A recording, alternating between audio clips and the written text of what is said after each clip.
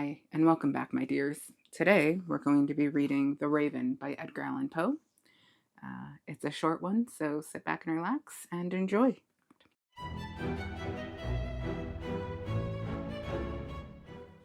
The Raven by Edgar Allan Poe. Once upon a midnight dreary, while I pondered weak and weary over many a quaint and curious volume of forgotten lore, while I nodded, nearly napping, suddenly there came a tapping, as of someone gently rapping at my chamber door. "'Tis some visitor," I muttered, tapping at my chamber door. "Only this, and nothing more." Ah, distinctly I remember, it was in the bleak December, and each dying ember wrought its ghost upon the floor.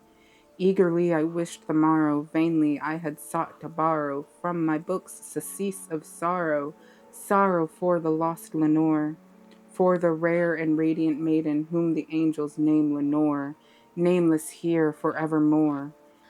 And the silken, sad, uncertain rustling of each purple curtain thrilled me, filled me with fantastic terrors never felt before, so that now, to still the beating of my heart, I stood repeating, "'Tis some visitor entreating entrance at my chamber door, some late visitor entreating entrance at my chamber door. This is it, and nothing more."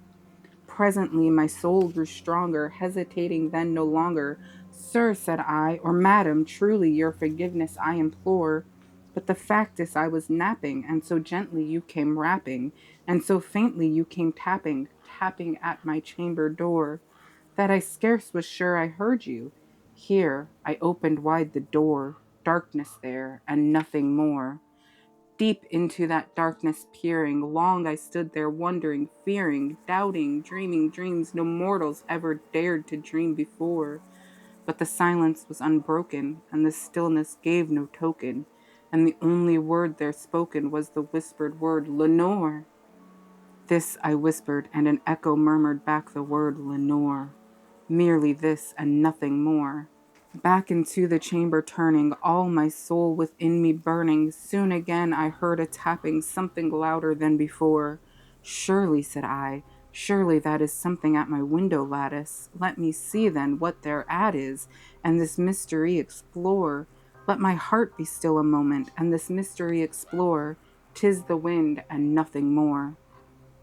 Open here I flung the shutter, when with many a flirt and flutter in there stepped a stately raven of the saintly days of yore.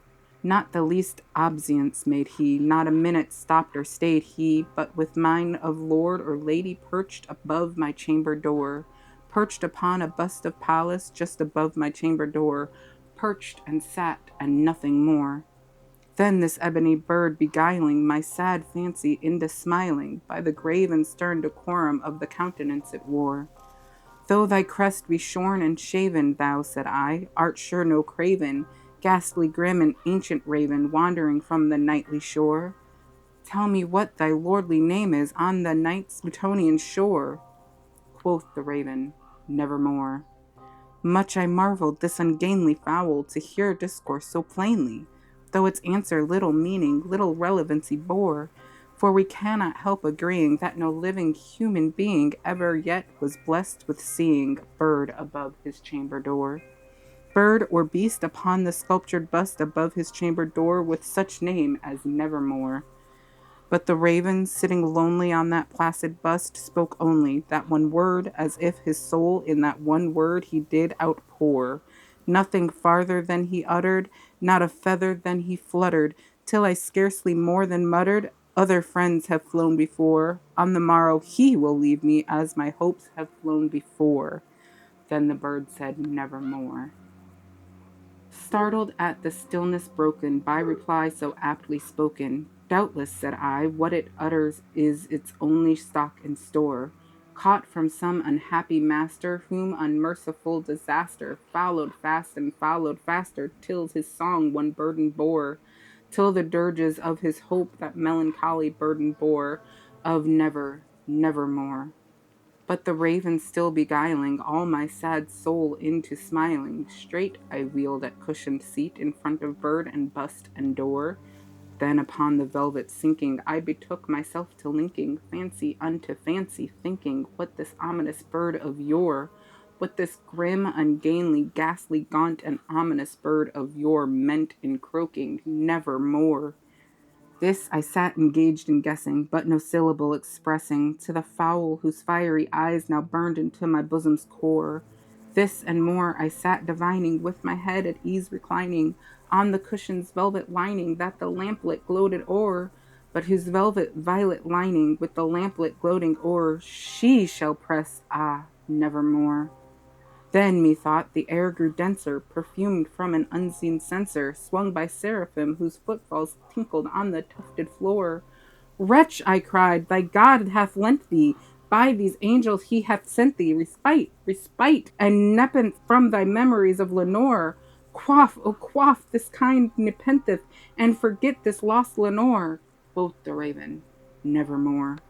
Prophet, said I, thing of evil, prophet still, if bird or devil, whether tempter sent, or whether tempest tossed thee here ashore, desolate yet all undaunted, on this desert land enchanted, on this home by horror haunted, tell me truly, I implore, is there balm in Gilead? Tell me, I implore.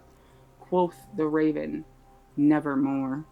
Prophet, said I, thing of evil, prophet still, if bird or devil, by that heaven that bends above us, by that God we both adore, tell this soul with sorrow laden, if within the distant Aidenn it shall clasp a sainted maiden whom the angels name Lenore, clasp a rare and radiant maiden whom the angels name Lenore. Quoth the raven, nevermore. Be that word our sign of parting, bird or fiend, I shrieked, upstarting. Get thee back into the tempest and the night's Plutonian shore. Leave no black plume as a token of that lie thou soul hast spoken. Leave my loneliness unbroken. Quit the bust above my door. Take thy beak from out my heart and take thy form from off my door. Quoth the raven, nevermore. And the raven, never flitting, still is sitting on the pallid bust of Pallas just above my chamber door, and his eyes have all the seeming of a demon's that is dreaming, and the lamplit o'er him streaming throws his shadow on the floor, and my soul from that shadow that lies floating on the floor shall be lifted nevermore. Goodbye.